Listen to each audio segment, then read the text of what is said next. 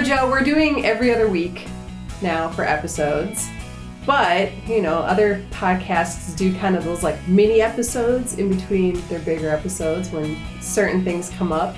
Yeah, it's where basically the host can't wait until the next episode. We're just so excited to get it out there. Yeah, exactly. Yeah. It's just like, we got to rush this out because it's exciting, urgent, / all of the above. It may not fit in with what the planned episodes are, but something came up and it's like, I got to share this. And I came up with a clever name for them because this is Minnesota. And that's what you do, is come up with clever things. I did name the podcast, of which we can never remember what the name is, but yes. That's okay. Yeah. But I came up with minisodes. Minisodes, all right. So instead of episodes, minisodes. It's a minisode. And that's what we're here doing right now. Yes. Minisode. So I had the opportunity to interview a family that has a long connection with Grand Marais, going back to 1937. And I was able to interview them about their... it was actually a gentleman named Dean Erickson, mm-hmm. and I interviewed him about his parents, Curtis and Adair Erickson.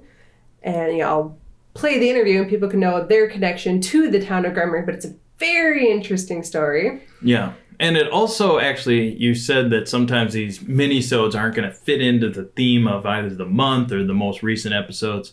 This one, in a roundabout way, actually does. It does. And which this next episode coming up, our main episode, is going to be organized crime in Cook County. Mobsters, gangsters, and the like. Mm-hmm.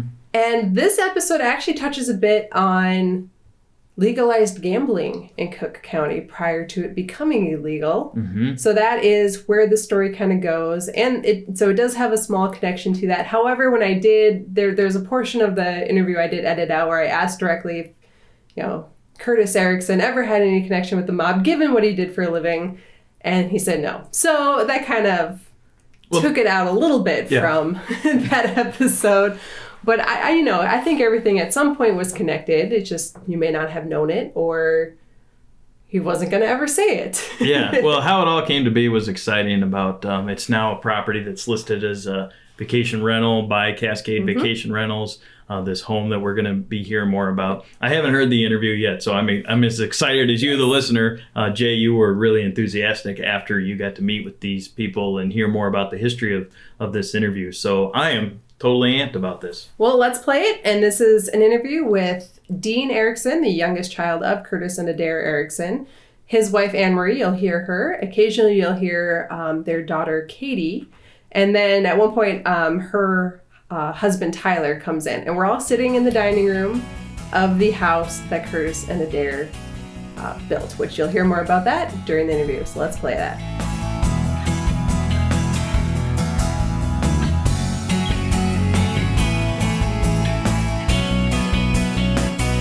My name is Dean Erickson. This is my wife, Anne-Marie, my daughter, Katie, and my son-in-law, Tyler.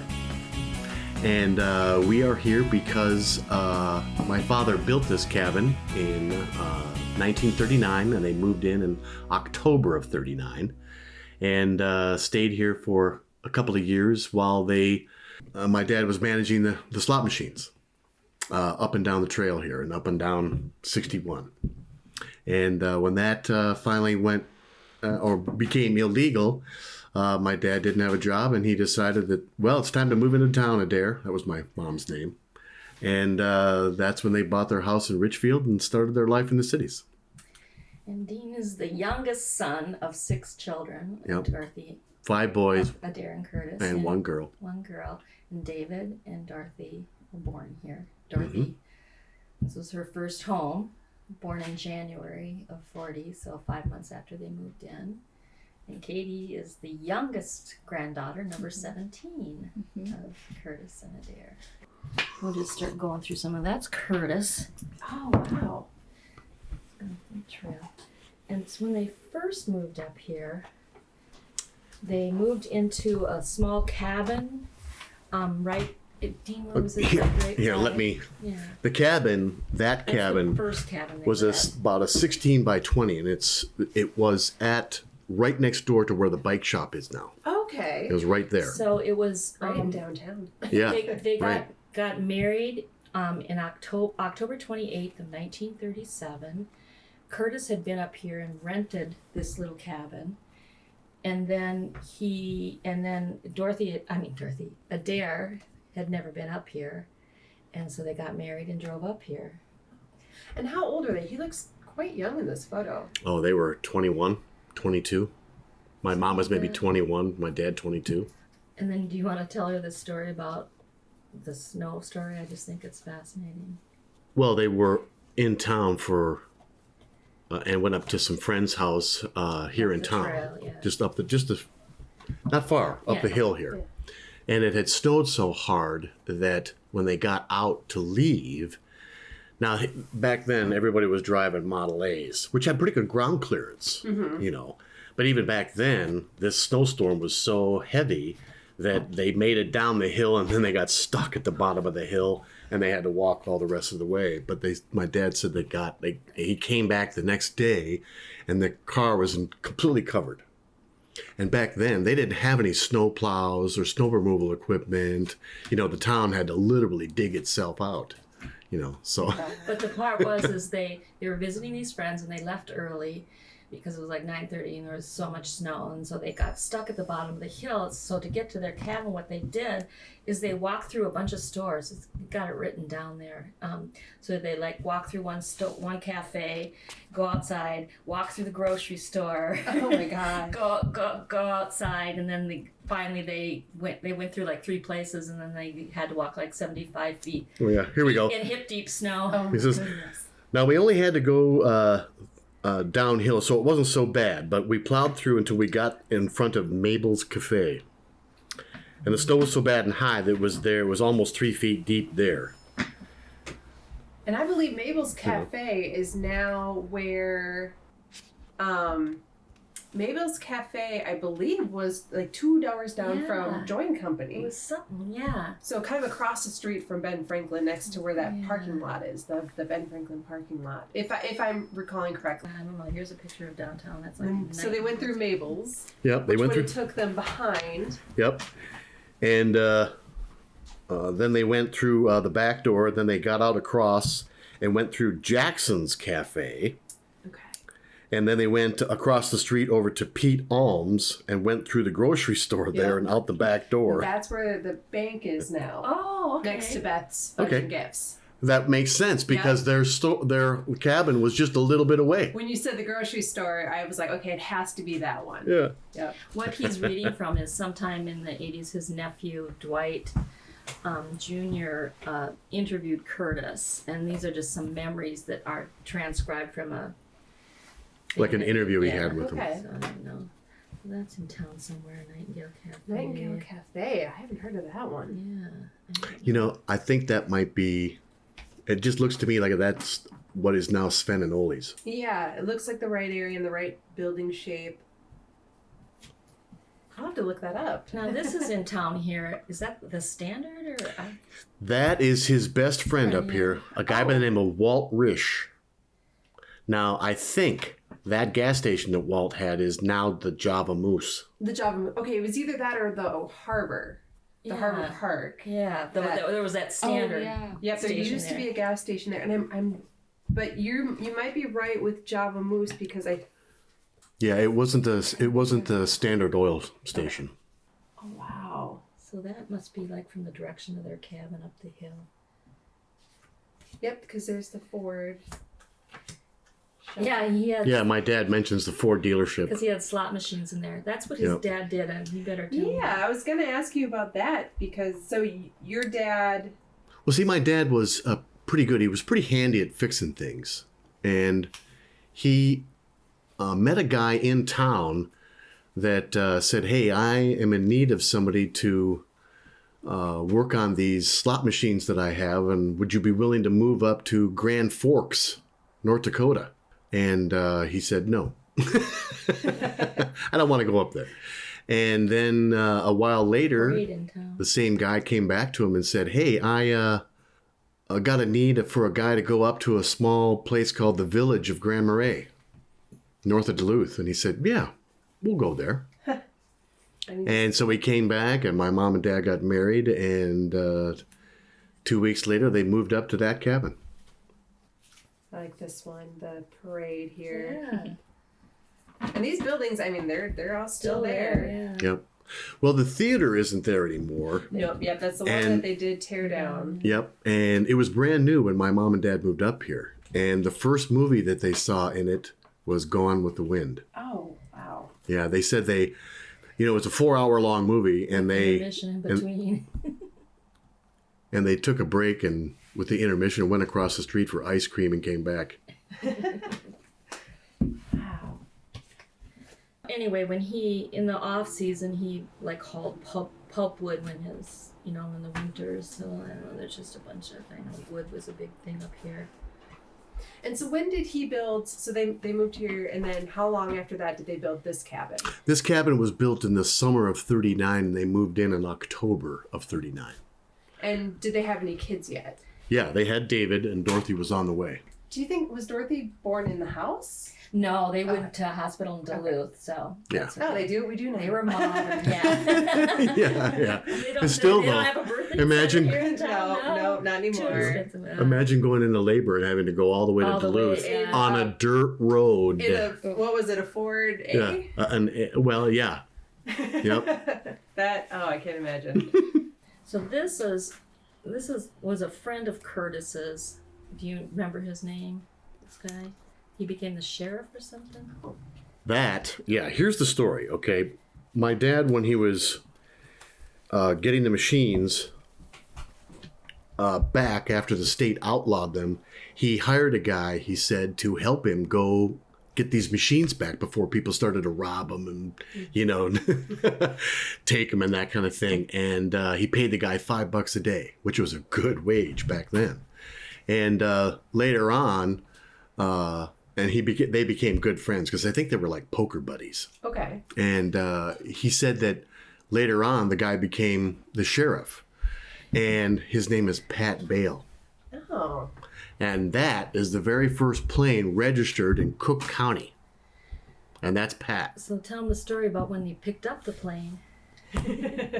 So what happened was Pat Bale took lessons and went to Duluth to purchase his plane after he took the lessons and got certified, whatever it was back then. And my dad said, okay, I'll see ya. And said goodbye to him. And then my dad raced up the trail in his 38 Ford Flathead V8. And he beat him up the trail to what is the old airport on Devil's Track Lake, the old original one. Okay, Yeah. but it was just barely a grass strip then. Met him It's as he still just landed. barely And grassy. he met him as he landed, and my he God. never forgave him for that. Oh my Some goodness. aerial photos of Grand Marais. Oh, wow. Yeah, that was in Pat's plane. Yeah, it's not exactly densely populated there.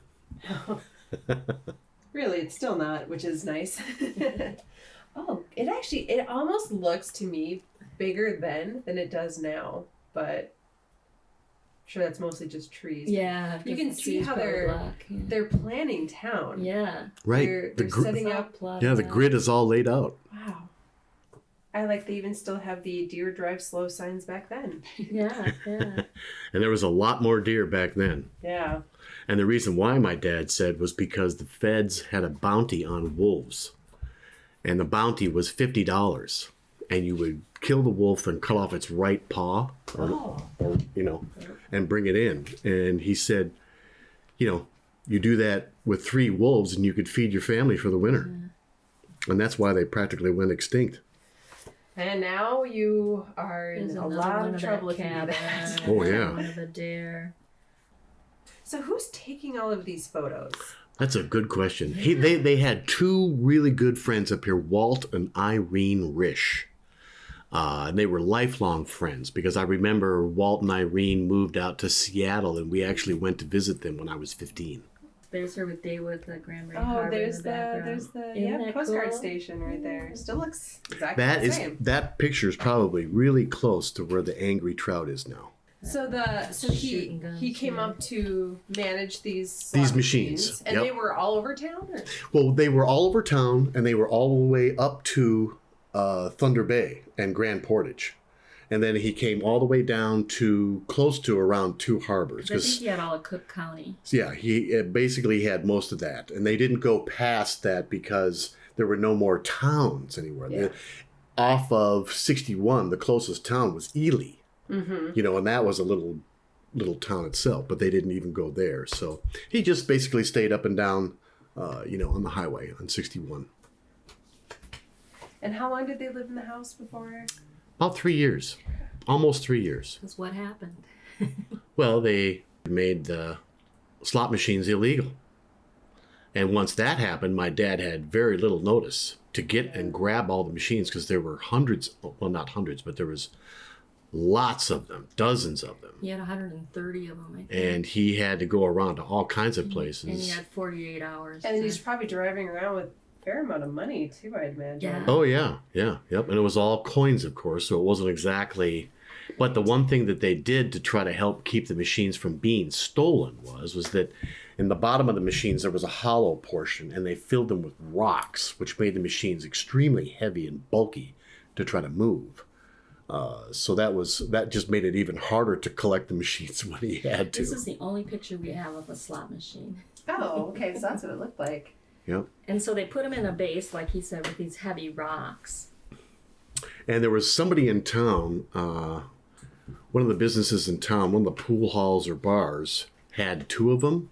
And the proprietor and somebody else basically stole them. And what they did was they dug a grave for somebody that was getting buried, and they dug it extra deep and put two of them in there, the two that they stole, and then buried the person on top. Oh my gosh. And my dad he knew who the person's grave was, but he never told me. So are they still there? They're still there, yeah. Are you really? Oh, I'm sure they're underneath them. So you just go to the cemetery and find somebody. No, it's 1940. 40. It was 1940. 40 or 41, because he had 48 hours to retrieve all these machines. And he brought them all into the cabin, he talks about, and he and his wife sat up like all night, like plumb on, and he talks about how, you know, how the base in the machine, they put all these rocks so they couldn't move them. And he said he used the rocks for good use because he lined the driveway with them. But what the machines, when they were like get full, sometimes coins wouldn't make it into the bin that held the coins and they'd fall out. So when he'd go in to collect the coins in an establishment, like say the Ford dealership where he said he had one, the person got 50% of the proceeds and they kept 50%. And he talked about that and a portion of that had to go to the bank in town, and it was like tax-free money that they had, and they used it to buy a fire truck and put lights in town and stuff like that. So but all this money that fell down like amongst the rocks in the bottom of the machine, he and Adair just got to keep. Nice. Nobody else talks about that. So during their decision to leave, then was because of the fact that the machines were illegal and he didn't have a job. So they had they took. And it's still a little bit. I mean, it's post-depression now, but it's still a little on the right. Yep, it's on the other waning side. But he said that what he paid for the land, I think he said, was $300 for this plot. Okay, which is I think 3/4 of an acre, and it cost him a couple $100 for the wood and to build the cabin, the materials, and he sold it eventually for $1,000. So they pocketed some money, and he had money that also cash from, you know, the last bit of the slot machines, and went down into the cities and bought a little tiny house in Richfield, and then went to work for Honeywell. Okay. And then the war broke out. And did he end up going over for that, or was he? No, he had some sort of a medical deferment because he had a problem with his left foot. He had some sort of a bone infection that they had to remove part of it, and it deformed his foot. But he did work for Honeywell, and one of the things that he did for Honeywell was when Honeywell was developing avionics for the Air Force. One of the things that they were doing was they were developing the first autopilots, because the B-17s and the B-29s were really hard to fly just by themselves. Yeah. You know, they were a real handful. And my dad's job was to go into the tail of the aircraft, and he was trying to listen for the pilot to tell him, the instructions of what he was supposed to do. But the only thing he was back there with was his little leather helmet with sheep wool, and then one of those Air Force jackets that you see, this leather with the wool, the sheepskin wool, the bomber jacket. The bomber jacket, right. And his job was literally to cut the cable if the autopilot failed and the pilot wanted manual control again. And so his job was just to sit back there, freeze, and listen for the pilot's instructions. And because of that, my dad had, for the rest of his life, claustrophobia. Oh, I can imagine. Yeah. So they left, and then they raised 4 more children, and then when Curtis retired.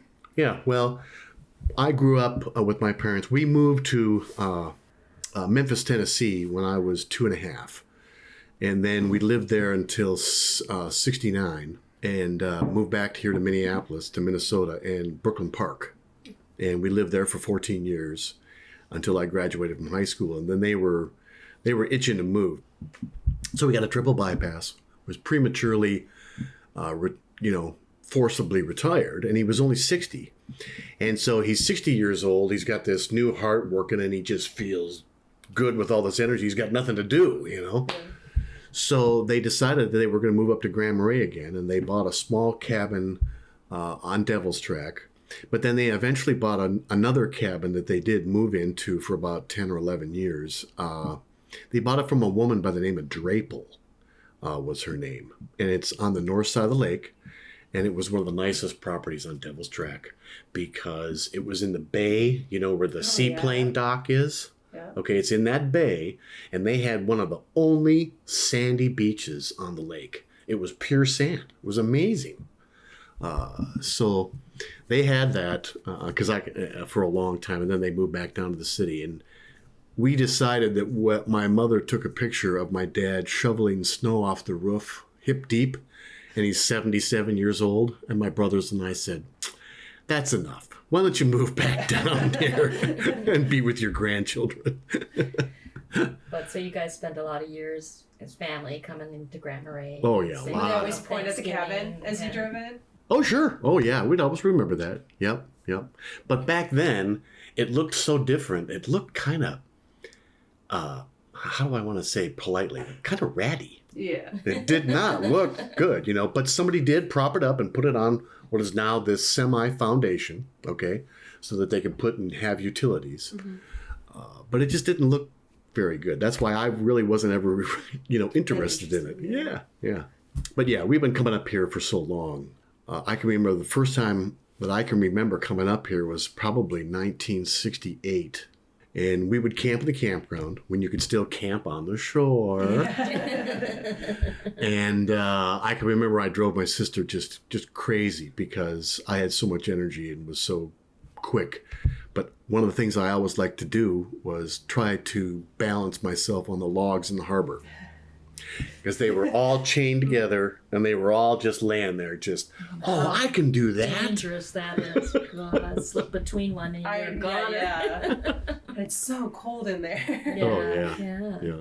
So we've just got a kind of a long history with this town up here, and it's just kind of interesting that we have so many family members that love coming up here still to this day, and it's just a lot of good warm memories. Even though my parents have been gone for so long, it's still we have a bench for them that sits right across from the Blue Water and Trading Post. I found it yesterday. Oh, did you? Now, here's the thing, Jay. When you sit on that, and now, when we bought that bench, you couldn't say, okay, we want it to be here. The city just randomly plotted them out.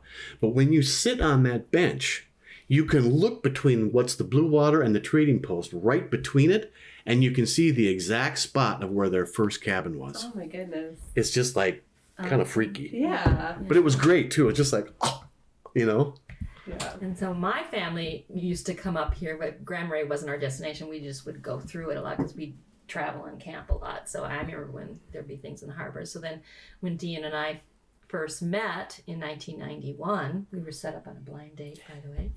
And we came up here and have been coming up here, a couple times a year ever since, always in the fall, usually around this time. My birthday's October 3rd, so we celebrated several birthdays up here. And then Katie was born, and so she's grown up just coming here and loving it, and Yep. And now we've indoctrinated her husband, Tyler. Yeah, he's snuck in the back. He snuck in from his room.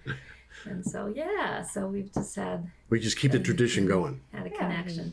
So then, a couple years ago, I'm looking around and I see that, this cabin has been renovated and it's for rent. And I'm like, we've got to. Well, I saw it online because I love Google Maps. Mm-hmm. And when I saw that this was highlighted, and then I saw the pictures from the interior, I was like, oh my gosh, I can't believe it, what they did to this place, And then we decided that, because we've been looking for some time to try to rent it during the periods that we'd like to come up here, and it's just like booked, But somebody found it, and she booked it for us. It did, so this is the first time in 79 years that an Erickson has slept under this roof. Wow.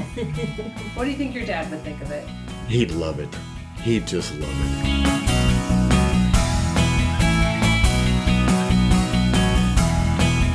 All right, so that was the interview, Joe. What'd you think? Fantastic, interesting, really cool that this house is still, part of the community and is available for people that are visiting the North Shore in Grand Marais. And so more information on that actual home, Jaye, if somebody was interested in renting that, what's the next step for them? So that's called Northern Lights Cottage, and that can be found at CascadeVacationRentals.com. Of course, don't forget to use promo code podcast when you check out and get yourself a nice discount.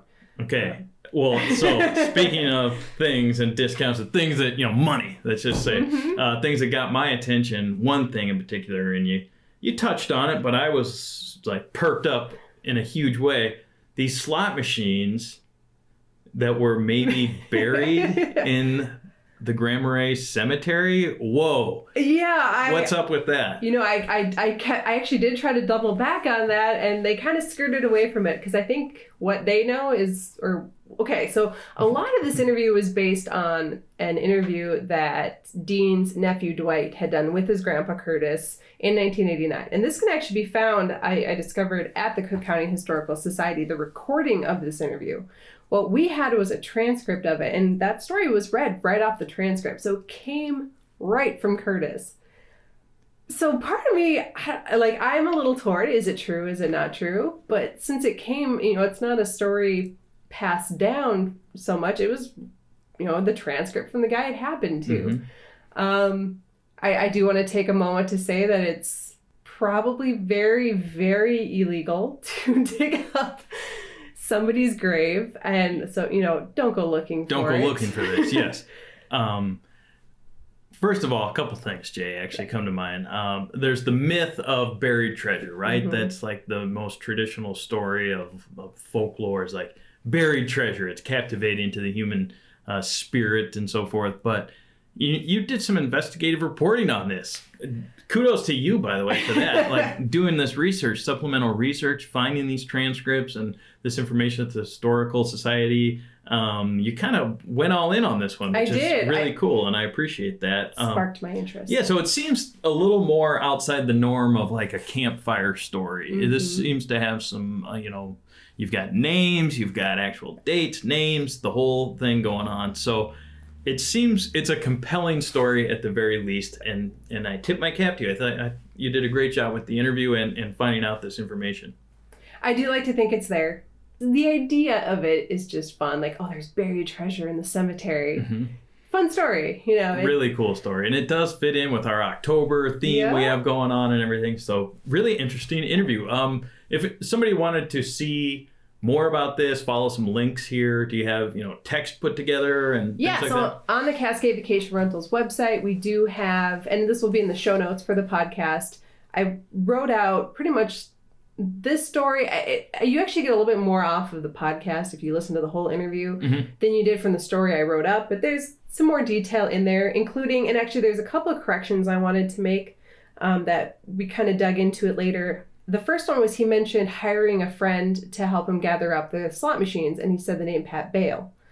Pat Bale is actually the name of the sheriff at the time, and the gentleman he hired to help collect the slot machines was a man named Emerson Morris, who also ended up being sheriff of Cook County later on. So there's two sheriffs involved here, and he just kind of got their names backwards. So Pat Bale was actually the sheriff in 1940. So if anybody's a Grand Marais historian and was like, wait a second, if the sheriff just knocked on his door and then he hired this guy, why is he hiring the sheriff? That's not, there's just a little bit of confusion there. Okay. So some of the names that he brought up are names people who are local will recognize, but also if you are a fan of Cook County history, the sheriff's names might come up when you're looking up stories and things like that. So Jaye White, fact-checking, investigative. I fact-checked this whole thing. Yeah. It was very intriguing. I just wanted to make sure that the story was being told accurately. That's great. Curtis and Adair, they lived here for 3 years in the 1930s and 40s, left for many years, and then came back. They retired on Devil's Track Lake and were there until a couple years before they moved back to the cities when they were getting a little bit older and it became harder to maintain their property, but they're Grand Marais locals. Yeah. So I wanted to do the story right, make sure it was being told correctly, and it's got some interesting characters, and I think that's kind of what makes Grand Marais so cool. Indeed, yeah. Good point. And I think for a Minnesode, this is totally exactly what we wanted. It fits in perfect with October. So just a lot of fun here. And thanks for all your hard work on this, Jaye. Oh, well, it was a lot of fun. And I'm hoping to bring more of these, maybe little dips into the history and see what we can learn about Grand Marais, because I learned a lot. Yeah, so anybody that has some of these tales from the past or anything that you think might be a good fit, what's the best way, Jaye, to get a hold of us? Right now, the best way is to reach out to me. It's jay@staycbr.com, and I am working on getting a Facebook page going. Joe hates Facebook, so. Whoa. And I think you need to investigate that a little more. It's not that I hate it. It's just, maybe not the right fit for me, personally. All right, then. But we're going to get a Facebook page going where you can send in and contact us for some suggestions. Otherwise, I can also be reached through the Cascade Vacation Rentals Facebook page. So if you're like to reach out through social media, that would be the place to do it right now. And yeah, we'll hopefully get that page up and running soon and then be back next week. Talking mobsters. Mobsters. I'm excited for this one. It's a very interesting, from the research I've done so far, Cook County had itself a lot of mobsters. The end of the road, Jaye. Great. Well, thanks again for tuning in to the podcast, as always, and we'll be back with a full episode soon. Till then, this is Exploring the North Shore with Joe and Jaye.